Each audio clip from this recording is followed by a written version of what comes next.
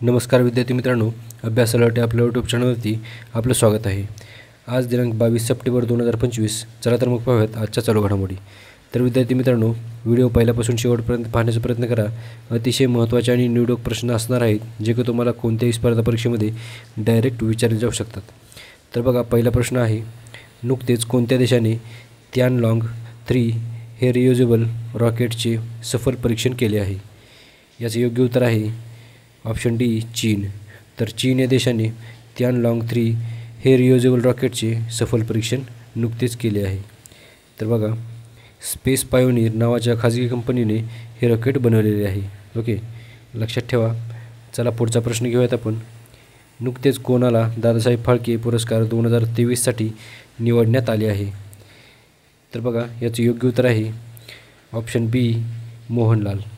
तर मोहनलाल यांना दादासाहेब फाळके 2023 या पुरस्कारासाठी निवडण्यात आले आहे। म्हणजेच मोहनलाल यांना दादासाहेब फाळके पुरस्कार 2023चा देण्यात येणार आहे। ओके, तर बघा, 2023साठी हा पुरस्कार मल्याळम अभिनेते मोहनलाल यांना देण्यात आला आहे। ओके, तर बघा, हा पुरस्कार जो आहे तो 71व्या राष्ट्रीय चित्रपट पुरस्कार समारंभामध्ये दिला जाईल आणि सन्मान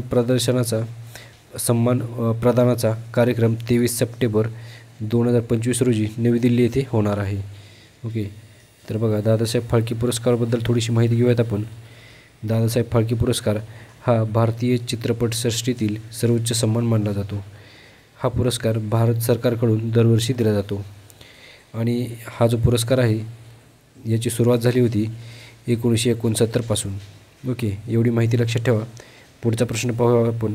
बघा, भारत AI इम्पॅक्ट समिट 2026 केव्हा आयोजित करेल? तर बघा, याचे योग्य उत्तर आहे ऑप्शन ए, फेब्रुवारी 2026। तर बघा, फेब्रुवारी 2026मध्ये ही जी समिट आहे ती आयोजित करणार आहे। ओके, तर बघा, माहिती बघूयात आपण थोडक्यामध्ये। तर भारत AI इम्पॅक्ट समिट 2026 हे 19-20 फेब्रुवारी 2026 रोजी नवी दिल्ली येथे आयोजित होणार आहे।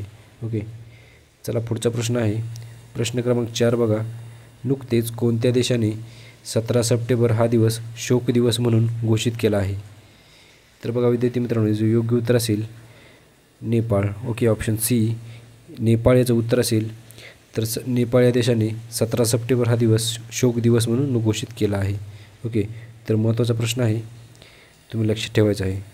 चला पुढचा प्रश्न आहे, demography representation delimitation the north south divide in India या पुस्तकाचे लेखक कोण आहेत? तर बघा, महत्त्वाचा प्रश्न आहे, याचं उत्तर आहे ऑप्शन ए, रवी के मिश्रा।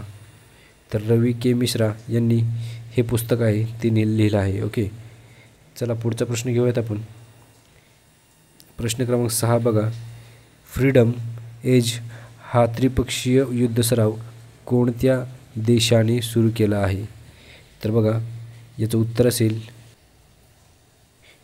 असेल ऑप्शन डी, वरीलपैकी सर्व।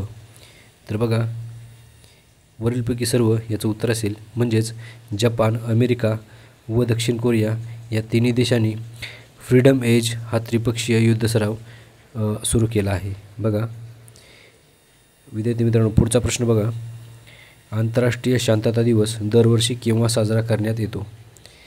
याचं योग्य उत्तर आहे ऑप्शन बी, 21 सप्टेंबर।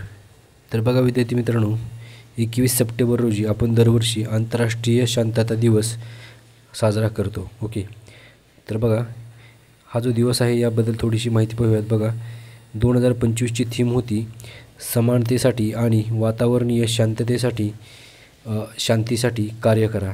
ओके, ही 2025ची थीम होती, तुम्ही लक्षात ठेवायची आहे। ओके, तर बघा, हा जो दिवस आहे तो संयुक्त राष्ट्र महासभेने 1981मध्ये जाहीर केला होता। 2001 पासून 21 सप्टेंबर हा दिवस अहिंसा व युद्धविराम यासाठी अधिकृतरित्या निश्चित करण्यात आला। यामागचा उद्देश होता जगभरात शांती, अहिंसा, सहअस्तित्व व मानवी ऐक्याचा संदेश पसरवणे हा याचा उद्देश होता. चला पुढचा प्रश्न आहे, अखिल भारतीय आयुर्वेद संस्थेचे नवीन संचालक म्हणून कोणाची नियुक्ती करण्यात आली आहे? तर महत्त्वाचा प्रश्न आहे, याचं उत्तर असेल ऑप्शन सी प्रदीप कुमार प्रजापती.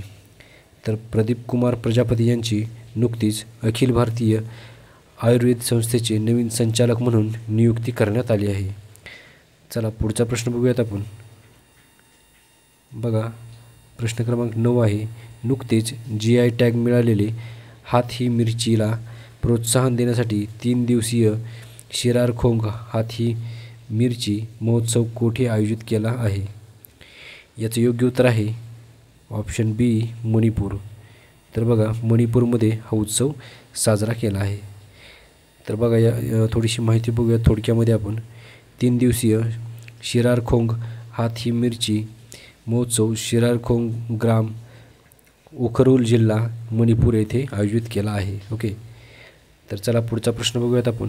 प्रश्न क्रमांक 10 बघा, आजचा शेवटचा प्रश्न आहे, नुकतेच T20 आंतरराष्ट्रीय क्रिकेटमध्ये 100 विकेट घेणारा पहिला भारतीय खेळाडू कोण बनला आहे?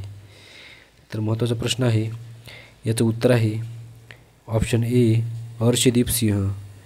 तर बघा अर्शदीप सिंह यांनी नुकतेच T20 आंतरराष्ट्रीय क्रिकेटमध्ये 100 विकेट घेतले आहेत आणि त्यांनी असे विकेट घेणारा भारताचा पहिलाच खेळाडू बनला आहे. भारतीय पहिला खेळाडू बनला आहे. ओके, पहिला भारतीय खेळाडू बनला आहे. तर लक्षात ठेवायचं आहे, महत्त्वाचा प्रश्न आहे. ओके. तर चला विद्यार्थी मित्रांनो, भेटूयात आपण उद्याच्या व्हिडिओमध्ये. धन्यवाद.